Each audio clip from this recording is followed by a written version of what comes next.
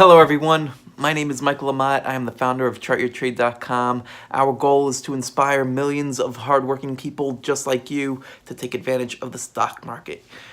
You might be able to tell in my voice I've been sick. I've been sick this whole week, and the one thing that saved me and the thing that we're going to talk about here is having trading plans. Now, it all started out for me simply with this here. This is a trading log template that I created years ago, and it's something that's helped me have kind of like a little checklist of all these different things here, and we'll go through each of them, but just to have a log of all the things that I want to keep track of for every single trade, and as a reminder for what my plan is for every single trade, and to do all these things before the trade is executed is super helpful.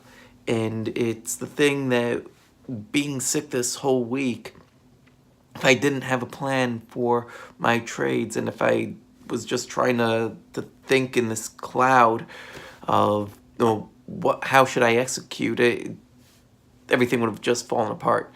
So let's go through the trading log template. You can see the different things that I like to look at, and I'll also share with you a few trades that I executed based off of plans that I had already had in place and ended up saving me quite a bit in my swing trading account. Alright, so this is the trading log template right here, and I'll walk you through it. It's a PDF file. You can print it out. It's part of the stock analysis starter kit, and it's also something that's included in the free 7-day email course that we offer. So the first thing that I want to know on every trade: day, date, time that I'm executing, and the Chart Your Trade rating. So I have the scanner that I created called the Chart Your Trade MRI stock scanner, and what the rating that I do is I'll see by what percentage each stock passes the ideal growth stock screen, and I'll include that as well. The reason why I'm interested in that is because from what I've seen the past 2 years is that as a stock passes the ideal growth stock screen by a greater and greater percentage, it has a much better chance of making a dramatic move from the point that it passes the scanner. So dramatic being 50% move or greater from the time that it passes the scanner. Next is the ticker, the number of shares, the price, the position size, all important stuff, and then the plan. Where am I going to set my stop? Why am I setting my stop there? I'll also update this log and throughout the trade, and if I'm exiting a trade, well, what's my re-entry plan going to be? Do I have a re-entry plan? Am I just going to take this stock and put it on another watch list? Is it collapsing? Well, what's the stock doing? Keep track of all these things.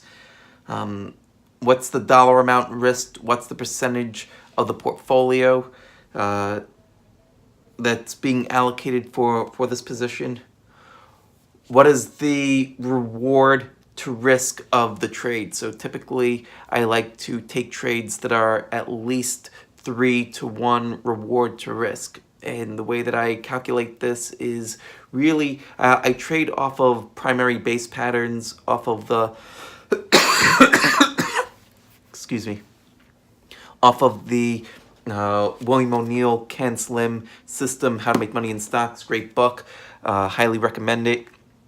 Most of the patterns that I trade come out of here. There's a few that I trade that are in addition to the patterns that are there, but in general, you have a 5-6 week base.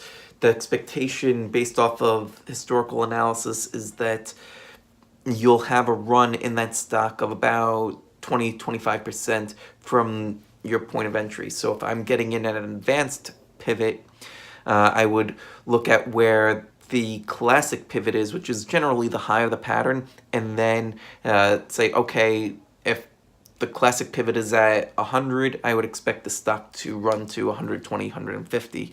And if I'm getting in early, then I would have a better reward to risk ratio. So after that, the reason for the transaction and the basic idea for the trade. And so is it a shorter term swing trade? Is it something that I'm looking to invest in? Is it something that's an intermediate term trade? Well, what's the basic premise for the trade? And where did the idea come from? Is this something that I got from looking at ChartYourTrade MRI? Is it something that is from the advanced stock reports? Is it one of the elite stock setups that Adam Sarhan provides us with? Is it something that I just happen to be interested in? The overall feelings about the trade. So how does the trade feel to me? How does it feel from being on the buying side or the selling side if I'm shorting? How does the opposite side of the trade feel? And also as a neutral observer stepping back, like to see what's going on with the trade. And I'll look at the trade from multiple time frames as well. So if I'm buying off of a daily chart, I'll also want to know what's the weekly chart look like. Well, what's the monthly chart look like to get the bigger picture. Every once in a while I'll look at an intraday chart, but I really don't get into that too often. And then that's it. That's really what I'm looking to analyze and capture within this trading log for every single trade. And I definitely recommend that you create something. If you're using this and you're following these, great. If not, use it as a template and create something for yourself. But just get into the habit of routinely recording these things all the time. And you can print it out if you want to record it in Excel or with your broker, or if your charting service lets you record anything in there, by all means do it that way. I like to have a format to it, at least at the start, and then once I become comfortable and it's second nature, then I can just take it and put it into something else, and it's just that easy. So get it, download it. Again, part of the stock analysis starter kit, as well as the 7-day free email course. I'll provide links in the description. So in my swing trading account, I like to check it every day, and I'll check it at the end of the trading day. And the 3 positions that I had on at the time were Facebook, Alibaba, and Roku. And so I'll walk you through what the plan was for each of them, and how having a plan helped me to avoid watching a halfway decent gain turn into a loss. So first one that we're going to look at is Facebook. And I got in on Facebook right here, right around 179. Now, when it broke above this descending trend line here, and I ended up selling about half of the position when it broke below the low of the day that I bought it. And the reason why I did that is because I'm a very defensive trader, particularly for my swing trading account. And if the position is not working in my favor right away, then I want to start scaling out and move on. I just did a video the other day about stop losses and how compounding is the true key to winning in the stock market. And the way to compound is to keep your losses small. part of that presentation also showed that you can have much larger gains with the same win rate by simply having smaller losses and smaller gains than having larger losses and slightly larger gains. So anyway, back to this. I ended up selling half the position on this day. Then as the trade progressed, we had a reversal on the 28th, and I wasn't comfortable with the price action that Facebook was displaying there, and so I sold out of the entire position. I sold out the last bit of it, and thankfully I did, based on that sell signal, and we could see what happened here. If I didn't have a plan laid out beforehand, and I was just flying by the seat of my pants, and I'm sick, I'm in this fog, it wouldn't be easy to execute on anything at the end of the day, intraday, well, whatever. So having a plan saved me there. Let's take a quick look at Alibaba. Alibaba, very similar. It bounced off the 50-day. I bought it at the end of the day, and I had my stop right below the low of the day. And so that one rallied for a little bit, and then it started to roll over, closed at the lows of that day. I gave it a little bit more room than I did Facebook, and the reason why is because Facebook had shown initial weakness, and Alibaba rallied, and it even though it closed at the low of the day on that day, it didn't shake me out. I waited the next day, and it closed below that low there, and closing at that low and the low again, I decided to take my 0.5 R win and call it a day.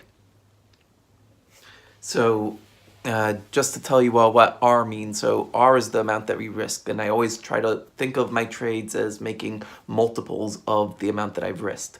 So on this particular trade, excuse me,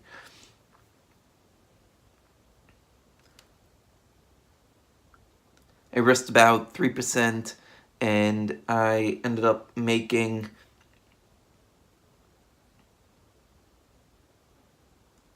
about 2.5%, so a little over 0.5 R. And then finally, Roku. Roku, I entered right as it broke above resistance here, so right at around 41. 36, 41.40, that right around there. And I ended up selling a bit of it on this day, and I ended up selling the rest of it on this day here. And the reason why is because it started to lose momentum, and it was, again, it was a swing trade. It's not... I wasn't intending to hold this trade for very long at all. It was kind of just in and out, and so there was the idea there, and it's continued to consolidate, and so I've moved on from that one. But you could see how if you don't have a plan, it's so easy to see something like Roku, like Facebook, like Alibaba, and say, well, these are great companies with great products, and I believe in them, and so I'm going to give them the benefit of the doubt and let them continue to run. Well, that's all well and good if your plan is more of an intermediate, long-term plan, but if you have a shorter-term plan, you don't want those kind of thoughts hindering what your plan was, right? Like, it could be Roku, it could be Facebook or Alibaba, or it could be like XYZ company. It's more about what the chart is actually showing. We end up picking stocks based on what the long-term trend could ultimately be. Roku is a fantastic product. So is Facebook. Alibaba's huge. And so the long-term story has an upward trajectory, and we're able to play shorter-term trends within that. But if you don't have a plan that you write out, then you could end up screwing yourself and getting confused with the longer-term story and holding on too long. And it's something that's something that I used to struggle with, and having a plan that's simply written out and kept with me on my trading desk is something that has really helped me out. So again, check it out. Go to the Stock Analysis Starter Kit and get it, and let me know what you think. Thank you all so much for watching. I truly appreciate it, and I'm sorry that I'm a little under the weather. If you like the video, please click the like button, give us a little thumbs up. That really helps us a lot. And also make sure that you subscribe to the channel so that way you're getting all of our updates. Thanks again for watching, and I'll see you again in the next video. Take care.